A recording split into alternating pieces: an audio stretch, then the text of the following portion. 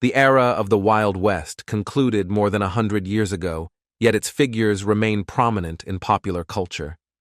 This enduring presence highlights the widespread fascination with these sheriffs, outlaws, pioneers, and legendary personalities who cemented their place in history through their actions. Over time, our portrayal of this period has become somewhat romanticized, influenced heavily by Hollywood's depictions. Consequently, our understanding of the Old West may not be entirely factual.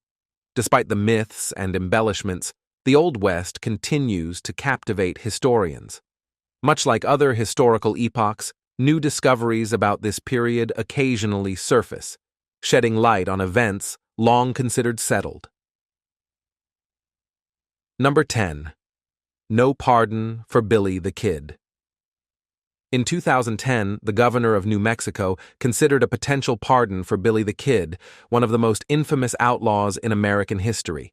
This discussion stemmed from an alleged pardon offer made to Billy in 1879 by Lew Wallace, then governor of the New Mexico Territory and the author of Ben-Hur. Wallace purportedly offered the pardon in exchange for Billy's testimony before a grand jury regarding a murder he had witnessed.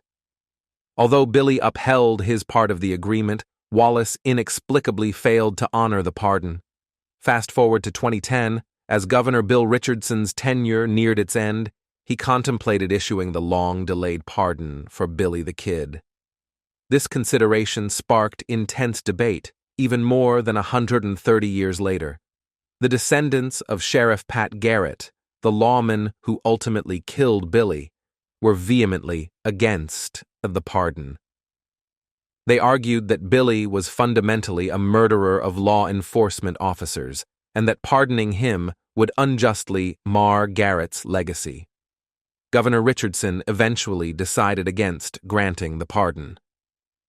He acknowledged the historical evidence indicating that a deal had indeed been struck between Wallace and Billy. However, Richardson was not privy to the reasons Wallace had for reneging on the offer. He also weighed the fact that Billy continued his criminal activities and killed 2 lawmen after the deal fell through. Analyzing the situation more deeply, it's clear that the legacy of Billy the Kid is complicated. While he is often romanticized as a Robin Hood-like figure in popular culture, historical records reveal a more nuanced character. Billy was a product of his turbulent times, involved in the violent Lincoln County War, a conflict marked by lawlessness and shifting alliances. His reputation as both a folk hero and a criminal reflects the complex social and political landscape of the American frontier. Governor Wallace's failure to pardon Billy, despite the agreement, might have been influenced by political pressures or a reassessment of the outlaw's threat to public safety. Similarly, Governor Richardson's decision to deny the pardon in 2010 took into account not only historical records, but also the potential implications for modern perceptions of justice and law enforcement. Number 9. The death of Wild Bill Longley. Wild Bill Longley claimed to have ended the lives of 32 individuals. However, he was known for spinning many tales about his exploits, many of which were likely exaggerated or fabricated. For instance, he once claimed to have shot 8 black people after losing a horse race bet. In another story, he supposedly survived a lynching attempt when a bullet cut the rope he was hanging from. Longley was reportedly executed in Giddings, Texas, in 1878. By that time, he had converted to Roman Catholicism and reduced his claimed kill count to 8. According to legend, his family bribed the local sheriff to use a trick rope during the execution. The story goes that the casket was filled with stones and that Longley lived out his remaining years in Louisiana under a different name. Forensic anthropologist Douglas Owsley began investigating this legend in 1986. The primary challenge was locating Longley's casket, as he was buried in an unmarked grave outside the town's cemetery. After 15 years of searching, Owsley, with the help of geologist Brooks Elwood, found the grave. It contained bones rather than rocks, a promising start to confirming Longley's execution. Wesley then enlisted a DNA lab to analyze the remains. They extracted a sample from a tooth and matched it positively to Helen Chapman, one of Longley's sister's granddaughters. Additionally, the casket contained a Catholic medal and a celluloid flower, items Longley was known to have carried with him to the scaffold. These findings confirmed that Wild Bill Longley was indeed executed that day. Longley's life and death reflect the complex narratives of the American frontier. His stories, whether true or not, reveal a fascination with the larger-than-life personas that emerged during this era. The blending of fact and fiction in Longley's tales is indicative of how legends are born and persist over time.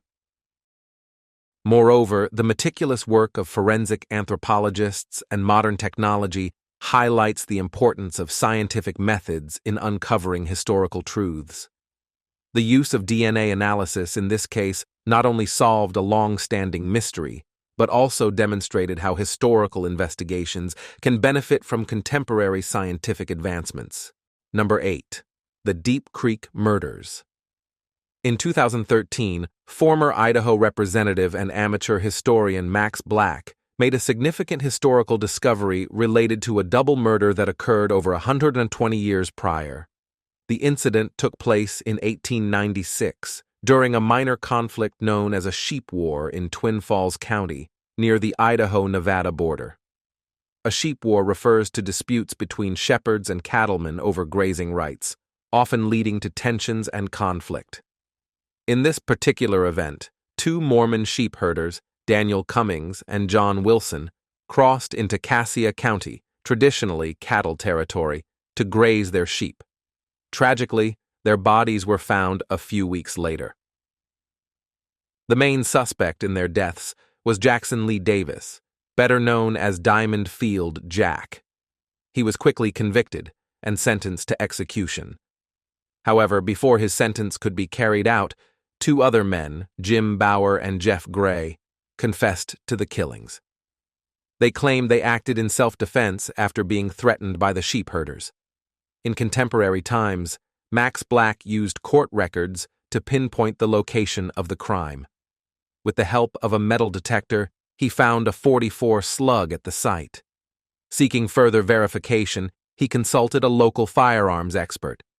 Interestingly, the expert had recently been shown a rusted 1878 Colt Frontiersman found in the same area. Black became convinced that this firearm belonged to Jim Bauer, who purportedly lost it during the altercation. The gun was of the correct make and model and had its sight filed off, which matched historical descriptions. Analyzing this discovery further, it sheds light on the turbulent history of land disputes in the American West. The sheep wars were part of a larger pattern of conflicts over land and resources between different groups of settlers.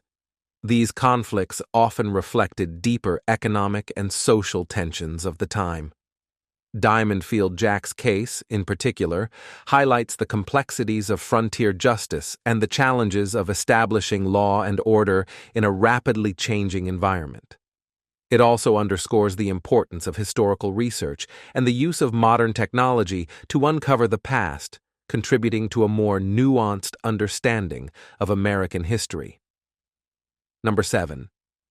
Where to bury John Wesley Harden. John Wesley Harden was a notorious figure in the Old West, known for being one of its most dangerous gunfighters, with claims of up to 42 kills. According to legend, Harden once shot a man simply because he was snoring. His life ended in 1895 when he was killed by John Salmon in El Paso, Texas, where he was subsequently buried in Concordia Cemetery. A century later, an unusual legal dispute arose over Harden's remains. A group from Nixon, Texas, arrived at the El Paso Cemetery with an order to exhume Harden's body, intending to reinter him in their town. However, they were confronted by local officials and historians who quickly secured an injunction to halt the exhumation. This event triggered years of legal battles and appeals until a court ultimately decided that Harden's body would remain in El Paso.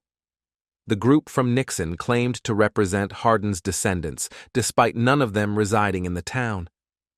They argued that Harden, as a family man, should be buried in the place where he married his first wife and fathered his children.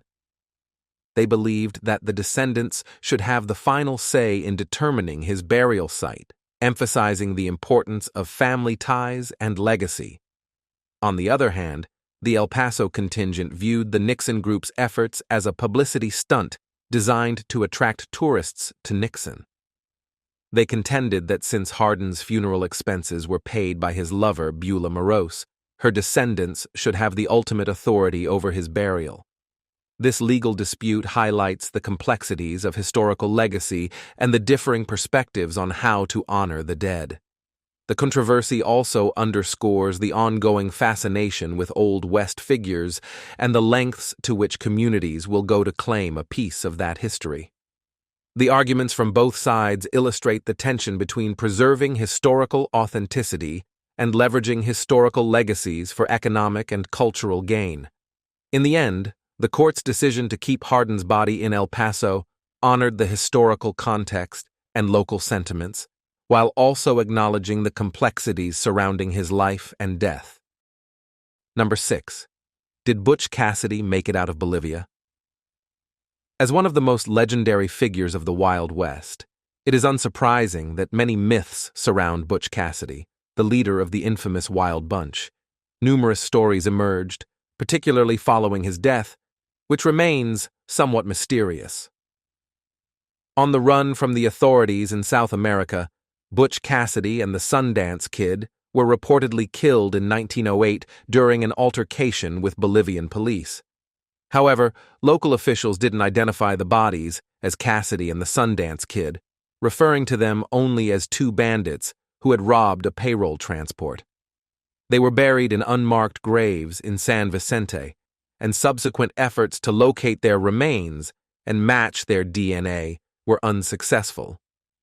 This led to speculation that Cassidy survived the incident and lived on under a different name. In the 1970s, a new theory emerged, primarily advocated by author Larry Pointer. He suggested that Cassidy had taken on the identity of William T. Phillips, an author who published a biography of Butch Cassidy in 1934, titled The Bandit Invincible. Proponents of this theory argued that the book contained intimate details that only the notorious outlaw himself could have known. This theory persisted for decades until 2012, when Pointer revised his stance. Researcher Jack Stroud introduced a new hypothesis, proposing that William T. Phillips was actually the alias of a man who had been imprisoned with Cassidy in Wyoming State Prison, specifically one William T. Wilcox. The similarity between the names and the strong resemblance between Wilcox's mugshot and later photographs of Phillips supported this new theory. The mystery surrounding Cassidy's death and possible survival exemplifies how legends can grow and evolve over time, influenced by new interpretations and discoveries. This case also highlights the role of historical research in separating fact from fiction.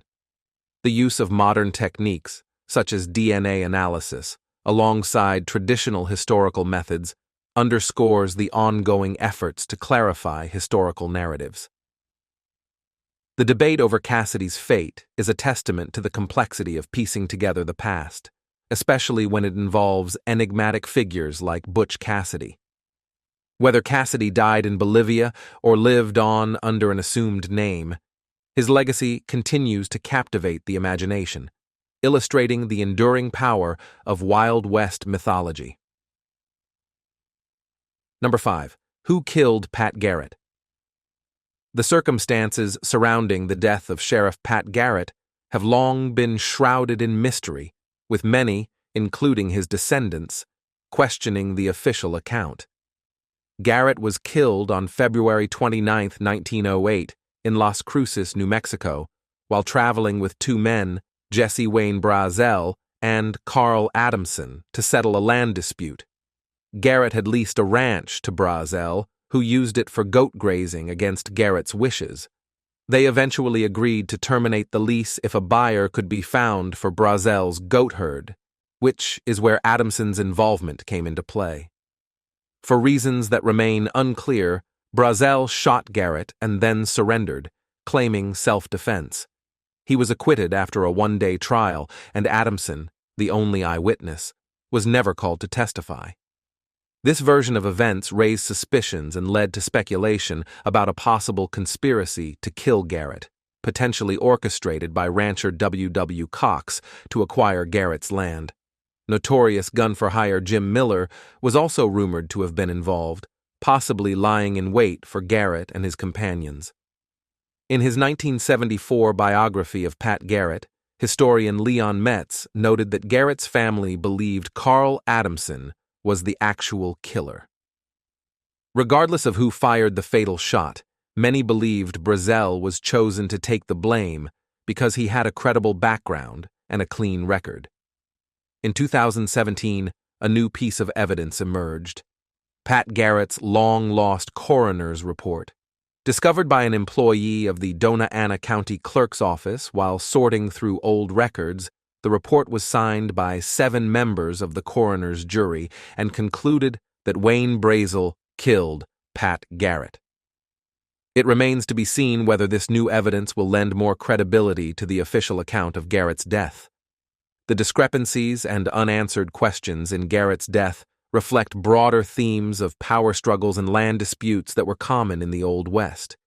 The involvement of multiple figures with potentially conflicting interests adds layers of intrigue and suggests that the true story might be more complicated than the official narrative. As researchers continue to uncover more information, our understanding of figures like Pat Garrett and the events surrounding their lives and deaths can become more nuanced and accurate. This ongoing investigation into Garrett's death serves as a reminder of the enduring fascination with the Old West and its legendary characters. It illustrates how historical research can challenge long-held beliefs and bring us closer to the truth, even in cases over a century old. Number 4. The Mummy of the Old West. In the 1970s, the crew of the TV show The $6 Million Man was searching for a location to film scenes set in an abandoned carnival. They chose the Pike, a defunct amusement park in Long Beach. During filming, the crew needed to move a mannequin hanging from the gallows in the House of Horrors. When they pulled on it, an arm came off, revealing a human bone inside. To their astonishment, they realized the mannequin was actually a mummified corpse. The mummy was identified as Elmer McCurdy, an outlaw from the late days of the Old West. McCurdy had died in 1911 in an altercation following a failed train robbery. With no one to cover his funeral expenses, the undertaker who embalmed him decided to keep the body, dress it up, and display it to recover his costs. McCurdy became a popular exhibit, known as the Embalmed Bandit. Over the years, McCurdy's body was featured in many carnivals and sideshows. During this time, his skin hardened, his body shrank to the size of a child, and he was covered in several layers of glow-in-the-dark paint. This was how the TV crew discovered him in 1977. Finally, McCurdy was laid to rest in the Boot Hill section of Summit View Cemetery in Guthrie, Oklahoma, next to fellow outlaw Bill Doolin. Examining this story further, it highlights the complex and often macabre ways in which history and entertainment intersect.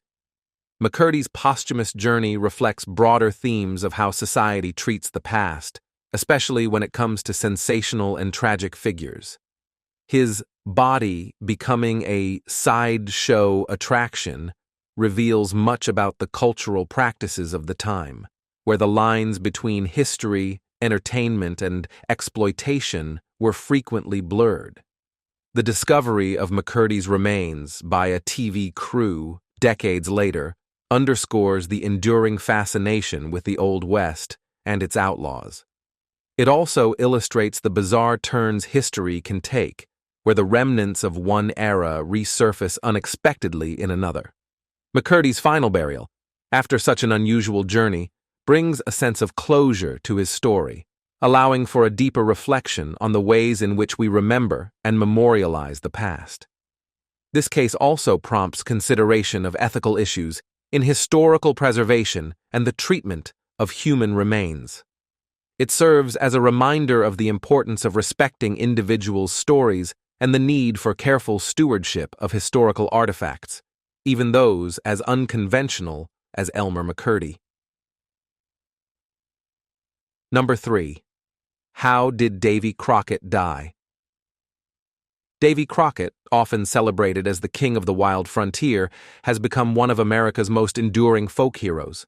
His adventurous life was first brought to public attention through newspapers, almanacs, and plays, and later gained even more popularity with a 1950s Disney miniseries. A significant part of Crockett's legend revolves around his death. According to popular accounts, he died heroically during the Battle of the Alamo, fighting against Mexican troops.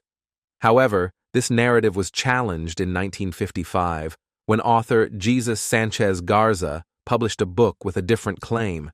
Based on purported memoirs of a Mexican officer named José Enrique de la Pena, Garza's book suggested that Crockett was captured and executed along with several other men. Initially, Garza's book received little attention. It wasn't until 2 decades later, when the book was translated into English, that it caused a significant uproar in the United States. Historians rushed to defend Crockett's heroic image and raised several concerns about Garza's credibility. One major point was that the book was self-published. Additionally, Garza never explained how he obtained De La Pena's memoirs, and the timing of the book's release, shortly after the Disney show, seemed suspect to many. These factors led numerous historians to dismiss Garza's account as unreliable. However, the debate took a new turn in 2000 when a forgery expert declared the memoirs to be authentic. David Gracie from the University of Texas at Austin analyzed the materials and watermarks of the papers, finding them consistent with those used by the Mexican army during that period. He also found no evidence of tampering within the 680-page document. While this verification does not necessarily confirm the events described in the memoirs, it does suggest that they were written by someone present at the Battle of the Alamo. This revelation adds a layer of complexity to Crockett's story, prompting a reevaluation of the historical narratives surrounding his death. Examining this controversy highlights the challenges historians face in verifying the authenticity of historical documents and accounts. The contrasting stories about Crockett's fate reflect broader themes in historical research, where legends often intertwine with facts, making it difficult to separate the two. The ongoing interest in Crockett's life and death underscores the lasting impact of historical figures on cultural memory. It also illustrates how new evidence can reshape our understanding of the past, even decades or centuries later. As historians continue to investigate, the true story of Davy Crockett's final moments may become clearer, offering deeper insights into this iconic figure's legacy. Number 2. The mysterious death of Johnny Ringo. Johnny Ringo was an outlaw known for his leadership among the Cochise County Cowboys, a loosely affiliated group of gunmen. The Cowboys gained notoriety for their conflicts with the Earp brothers, culminating in the infamous gunfight at the OK Corral, where 3 cowboys met their end. Less than a year after this confrontation, Johnny Ringo was found dead with a gunshot wound to the head, prompting enduring speculation. Who was responsible for his death? Wyatt Earp was a primary suspect due to his motive, stemming from Ringo's suspected involvement in the assassination of Morgan Earp and the attempted murder of Virgil Earp. In the 1920s, an aging Earp allegedly confessed to the killing to several writers, but the timelines do not align. By the time of Ringo's death, Earp had already departed Arizona after his well-known vendetta ride. Doc Holliday was also considered a potential avenger, but he was located in Colorado at the time. Buckskin Frank Leslie and Michael O'Rourke were other suspects, though evidence supporting their involvement remains largely anecdotal. The coroner's investigation initially ruled Ringo's death a suicide, a conclusion widely disputed. Critics pointed out inconsistencies. Why was Ringo's cartridge belt found upside down? Why was there a small piece of scalp missing from his head? Crucially, why were there no signs of gunshot residue on his temple? These questions fueled skepticism over the suicide theory, leading many to believe the county's ruling was an attempt to close the case on the unsolved murder of a notorious criminal. In 2002, author Steve Gatto published a biography on Johnny Ringo, where he supported the suicide verdict and offered plausible explanations for the lingering mysteries. Gatto proposed that Ringo may have worn his belt upside down due to intoxication. He suggested that John Yost, the man who discovered Ringo's body, might have taken a piece of scalp as a memento. Most significantly, Gatto argued that the absence of mention regarding powder, burns in the coroner's report, was due to the advanced decay of Ringo's body, rendering such evidence inconclusive.